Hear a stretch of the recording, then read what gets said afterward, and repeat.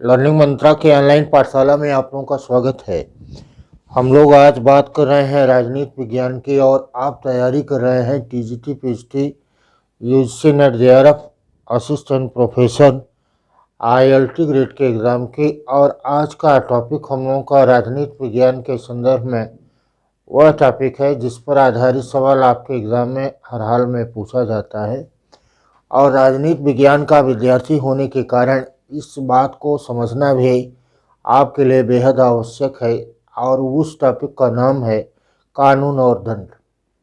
दंड का नाम आते ही हमारे मन में यह बात आती है कि यह एक अप्रिय शब्दावली है, लेकिन ऐसा नहीं है।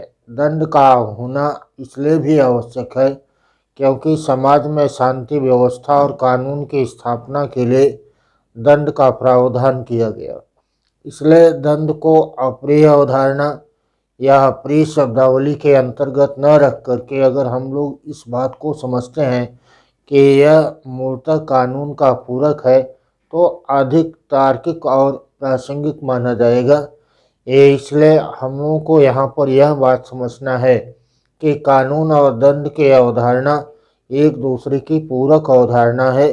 और दंड का विकास कैसे हुआ और किन आधारों पर दंड दिया जाए, पाश्चात्य राजनीति विचारक और भारतीय राजनीति विचारक दोनों ही इस पर अपने अपने अलग अलग बातें करते हैं। इस अवधारणा को आप कैसे समझेंगे, इसी बात को समझने पर आधारित है हम लोगों का यह क्लास। इसलिए आपको सबसे पहले यह बात जानना है कि कानून एवं दंड क्या है। कानून और दंड एक दूसरे का विरोधी न होकर के यह एक दूसरे का पूरक है। कानून और दंड एक दूसरे का विरोधी न होकर के पूरक है। कानून की बात करना है आप शुरू करें तो सबसे पहले आपको यह बात समझना पड़ता है कि कानून का परिभाषा क्या है। अगला आपको समझना पड़ता है कि कानून के कौन कौन से स्रोत होते हैं। आपको यह जानना है कि कोई भी कानून हो लेकिन यह बाध्यकारी होता है, और अगर बाध्यकारी है तो यह दंडनीय अपराध की श्रेणी में भी आता है। यह दंडनीय अपराध की श्रेणी में आता है। इसलिए इसको कहा गया कि कानून और दंड एक दूसरे का पूरक है। यहाँ पर यह बात भी आपको समझना है कि कानून के संदर्भ में ऑस्टिन ने क्या कहा और रूसो ने क्या कहा, टी.एच. ग्रीन ने क्या कहा, हॉब्स और बेंथम के द्वारा क्या कहा, और कानून की अवधारणा मूलतः कब की अवधारणा है। कानून की अवधारणा राज्य की उत्पत्ति के बाद की अवधारणा है, क्योंकि कानून इस बात पर आधारित माना गया कि कानून और राज्य की उत्पत्ति के बाद अस्तित्व में इसलिए आया क्योंकि अगर कानून का निर्माण राज्य के द्वारा किया गया है तभी वह दंडनीय अपराध की श्रेणी में आएगा। लेकिन यह बात पूर्णतः सत्य इसलिए नहीं है कि ऐसा नहीं है कि जब राज्य की उत्पत्ति नहीं हुई थी तब कोई कानून नहीं था। कानून था, जिसको प्राकृतिक कानून कहा जाता है। वर्तमान में राज्य ने उसको मान्यता दिया और जिन प्राकृतिक कानूनों को मान्यता दिया है अब उसका उल्लंघन दंडनीय अपराध की श्रेणी में आ गया है।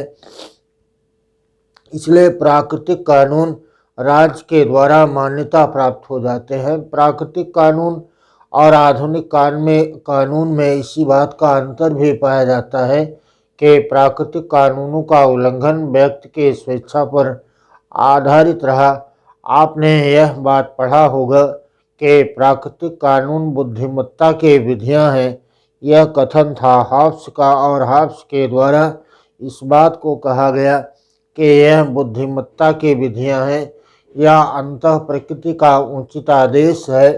इसका तात्पर्य है कि हम दूसरों के साथ वही बर्ताव करें जो बर्ताव हम अपने लिए चाहते हैं। बट कानून की साफ और स्पष्ट परिभाषा देने का काम किया है किसने? ऑस्टिन ने। और ऑस्टिन के द्वारा कहा गया कि कानून संप्रभु की आज्ञा है। इन्होंने यह बात कहा कि कानून संप्रभु की आज्ञा है।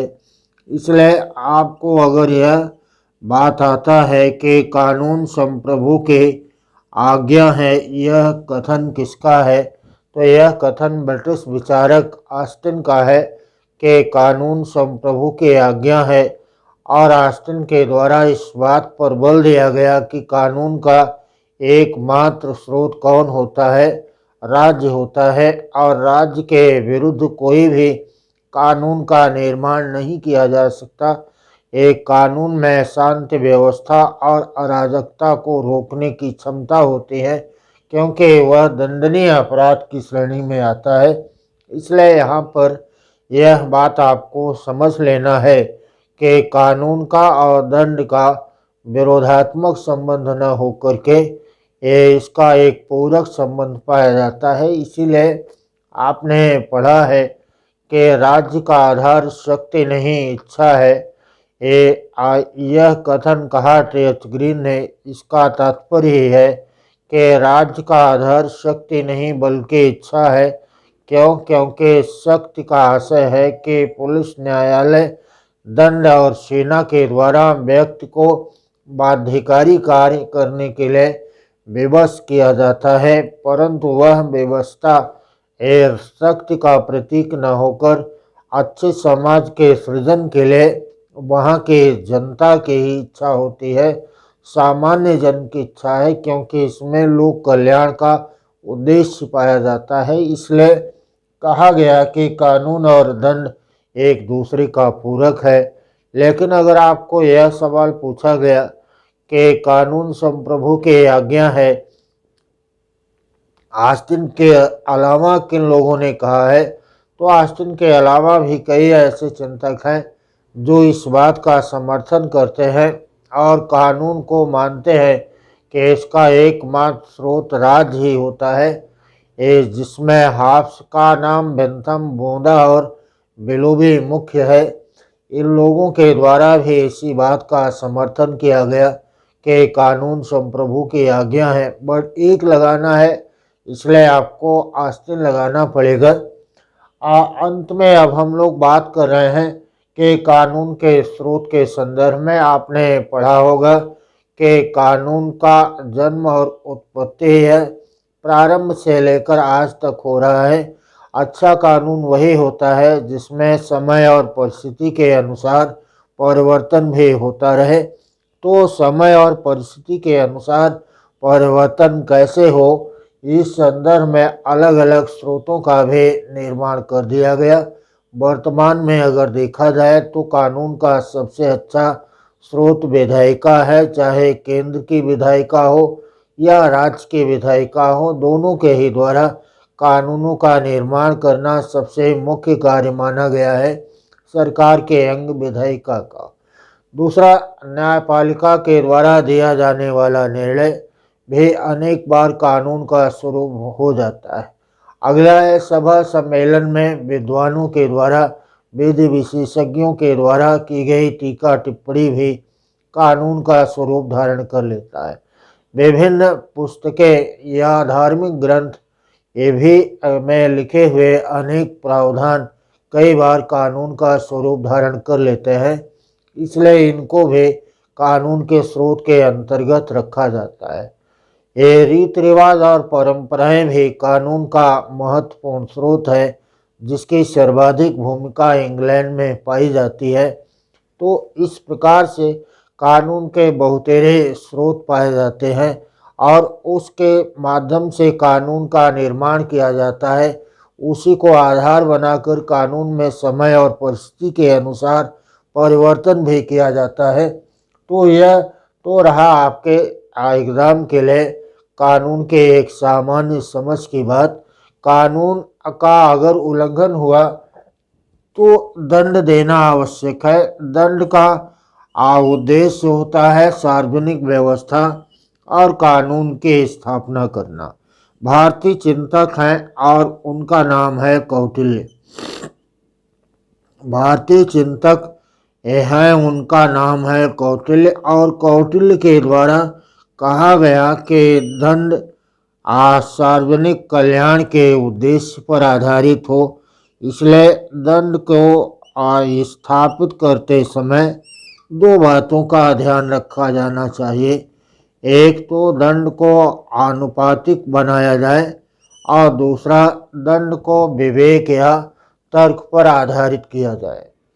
आनुपातिक दंड का आशय है कि अपराध के क्रम में अपराध अगर छोटा है तो दंड भी कम दिया जाए, लेकिन अगर अपराध बड़ा है तो दंड की मात्रा कठोर होनी चाहिए, क्योंकि अगर बड़े अपराध के लिए कम दंड दिया गया तो दंड का भय खत्म हो जाएगा, और अगर छोटे अपराध के लिए बड़ा दंड दिया गया तब अपराधी जो छोटा भी है कभी पेशेवर बन जाएगा। विवेक और तर्क का होना दंड के लिए आवश्यक है, क्योंकि इसी के आधार पर यह निर्णय दिया जाता है कि दंड को किस प्रकार से दिया जाए कि अपराध करने वाले व्यक्ति का सुधार हो। दंड के संदर्भ में कई सिद्धांतों का प्रतिपादन किया गया। राजनीति विज्ञान के अंतर्गत सबसे पहले दंड का जो सिद्धांत विकसित हुआ था उसे प्रतिशोधात्मक सिद्धांत कहा गया।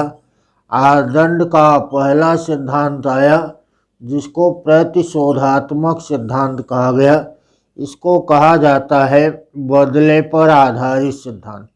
यह बदले पर आधारित सिद्धांत है। बदले पर आधारित मतलब आँख के बदले आँख और दांत के बदले दांत का सिद्धांत। इसका आशय यह है कि दंड इतना कठोर दिया जाए कि कोई भी व्यक्ति उस दंड को देखकर अन्य किसी प्रकार से किसी भी भांति वह वैसा अपराध करने का साहस न कर सके। यह दंड का सिद्धांत मूलतः हम्बुराबी के विधि संहिता के ऊपर आधारित रहा। यह कठोरता पर आधारित है।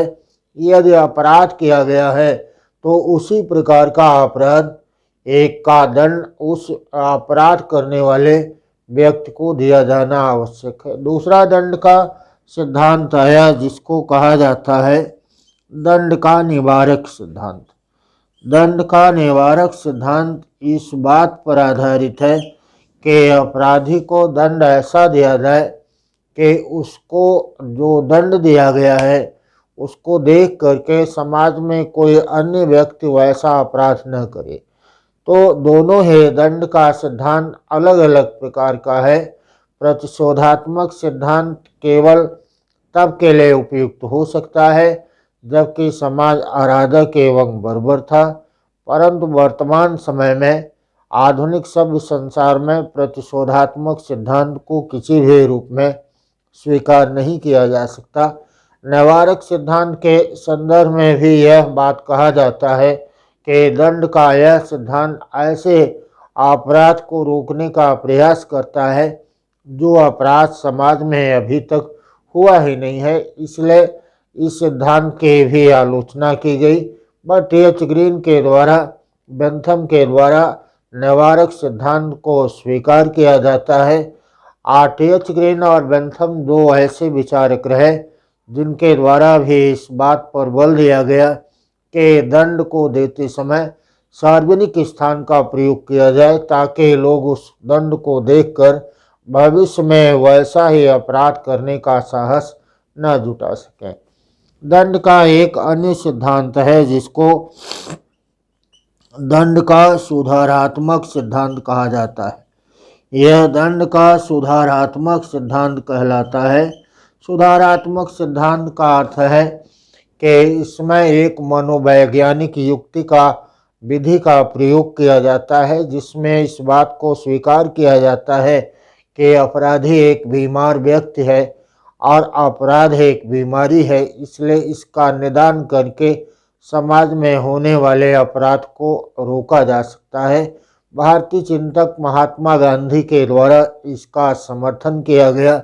दंड का यह सिद्धांत वास्तव में जेल को एक सुधार गृह के रूप में स्थापित करना चाहता है, लेकिन आलोचना इस आधार पर किया जाता है कि यह छोटे अपराध के ऊपर तो लागू होता है या कम उम्र के अपराधी के ऊपर यह लागू होता है, या ऐसा कोई व्यक्ति जिसने पहली बार अपराध किया, दंड का यह सिद्धांत कदाचित उसके ऊपर प्रभावी हो सकता है, लेकिन पेशेवर अपराधियों के ऊपर जो संज्ञेय किस्म का अपराध करते हैं उनके ऊपर अगर दंड का यह सिद्धांत लागू किया गया तो दंड का भय ही समाज में खत्म हो जाएगा और अल्टीमेटली अराजकता का जन्म होगा। तो यहाँ पर यह बात हम लोगों का था, ये जिसको कहते हैं कि कानून और दंड के सिद्धांत का एक पूरक रूप में अध्ययन करना, ये इस पर आधारित आपको सवाल पूछा जाता है। यह बात हम लोगों ने आज किया। किसी अन्य विषय पर पुनः आपसे बात करते हैं, तब तक के लिए धन्यवाद। जय हिंद।